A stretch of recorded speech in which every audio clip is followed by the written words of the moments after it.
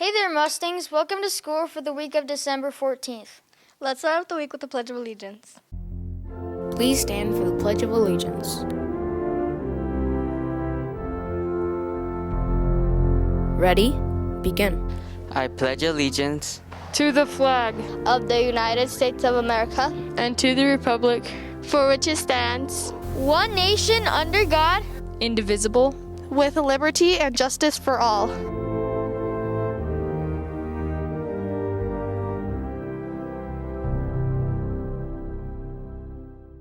Thank you. Job well done. Let's see what's happening at Westlake this week.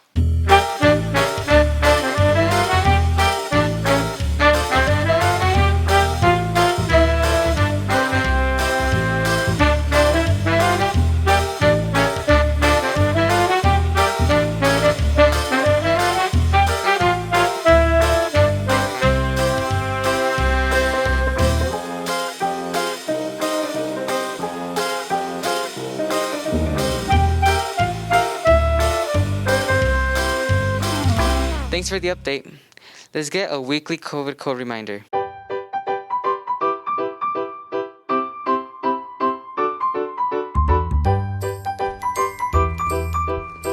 If we hug each other, it would be like all of our loved ones hugged each other too. Now behind me are standing my mother and sister, my father, my grandparents, my father's colleagues, his wife and kids, and their grandparents. And I'm bringing my mother, my grandfather, my brother, my uncle, my aunt, and my newborn cousin, and anyone we have been in contact with. We can find super creative ways to stay close, but keep the distance. That's why we are being careful. Stay close, but keep your distance.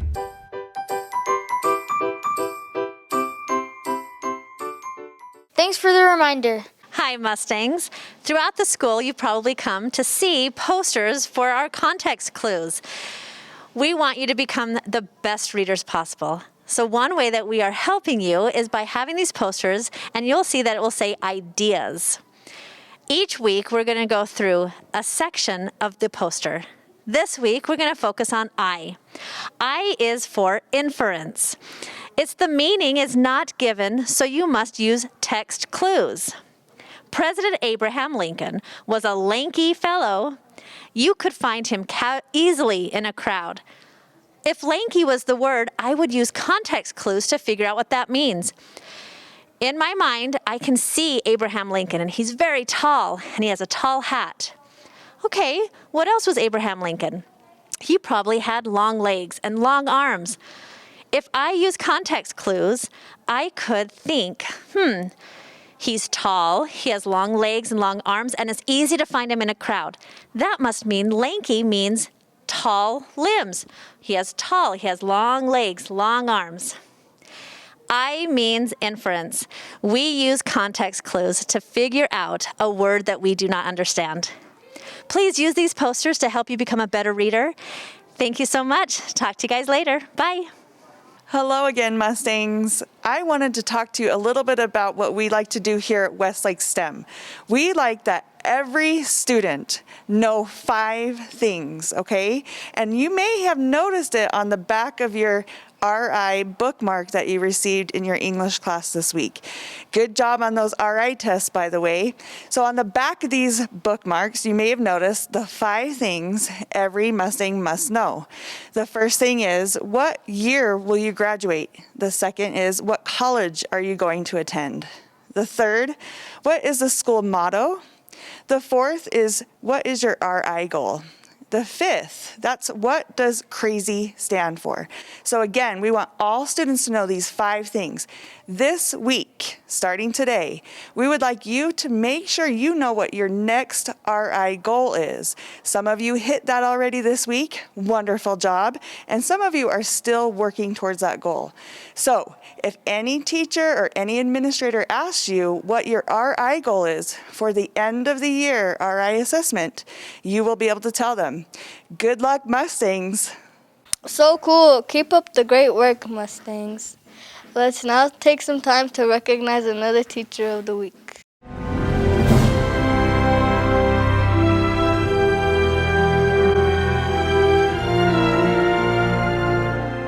Senor Ferrerones is such an important part of our Westlake family. He works so hard to ensure that every minute of his class is used effectively to help his students learn. He provides opportunities for students to practice in real-world situations and helps them learn and to understand and appreciate other cultures and ideas. Students in his class work hard, but they know that their hard work is paying off as they see their growth. He goes above and beyond to make sure students have everything they need to be successful by supporting their learning, their behavior goals, and even providing translations so that everyone understands important information. Westlake is so lucky to have Senor Ferrerones. Congratulations, Mr. Ferrerones.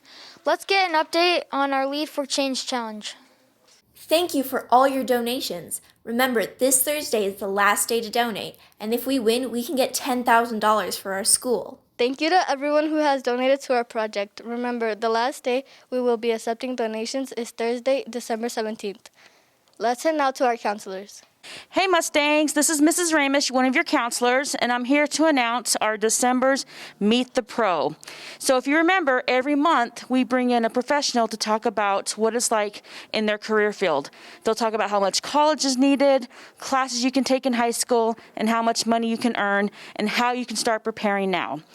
This month, we are featuring a lawyer and a paralegal. So you're going to watch a video that highlights what a lawyer and a paralegal does, and then we're going to post the full interview on the link below. And we're excited to keep the Meet the Pro going. If you have questions, as always, reach out to your counselor. Thank you. Hi, Mustangs. This is Ms. Lemos, attendance secretary for this school. And today I'm here with my brother, Sergio Garcia, who is an attorney and who took some time to answer some of the questions that some of the students may have. Well, I think the first question it would be, why? Like, what made you decide, hey, I want to be a lawyer? There was a big trial happening when I decided it was a murder case, and I thought it was interesting the play between the prosecutors accusing somebody of a much higher crime. The person was found not guilty, but it was because of I think it was a little bit of the prosecutor trying to go and abuse their power. If they would have gone with what they had, they probably would have got a guilty plea, but they decided to overcharge somebody. So I always thought it would be a good thing to get into it and actually help people that need it. So let's talk about a typical day as an attorney. I wish there was a typical day. Days are different. You always have, sometimes you have emergencies. I guess it depends on what type of law. If the type of law that I practice is criminal law, immigration law, and personal injury, so there's accidents. What type of professional personal skills does it take to succeed in the type of work you do? I think the biggest thing, characteristic that you would need to succeed is to be a people person, to care about people, care about your cases.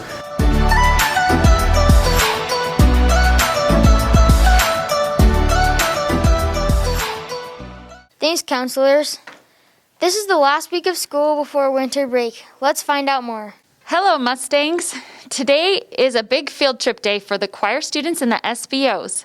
So just as a reminder, if you're coming on the field trip, then you will need to go to first lunch and eat there and then come quickly to room 109 to the choir room where you will pick up your singer's mask and your music, and we will go to the buses.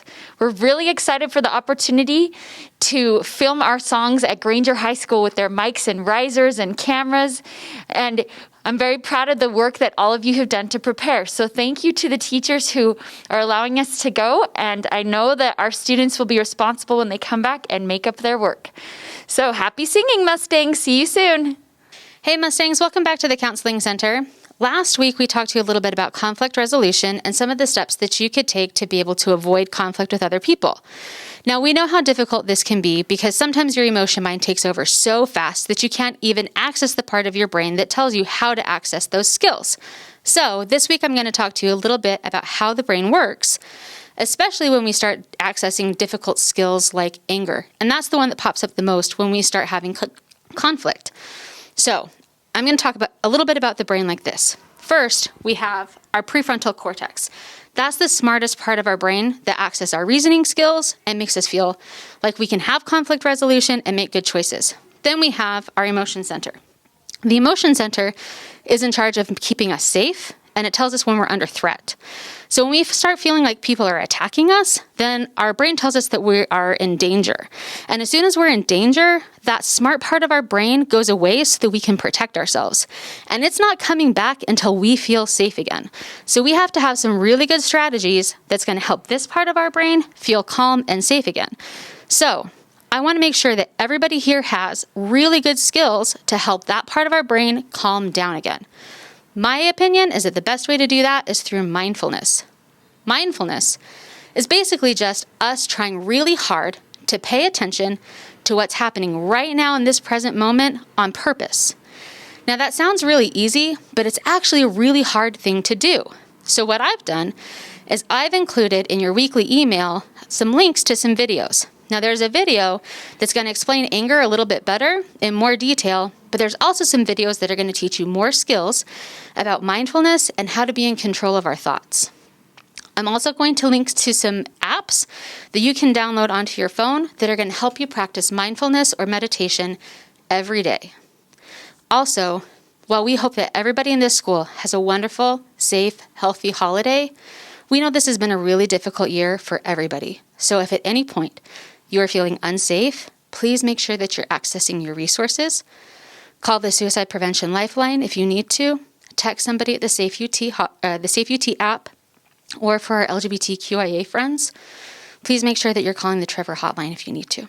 Everybody, take care and enjoy your holiday. Thanks. That's it for us. Thanks for watching. This is Mustang Media.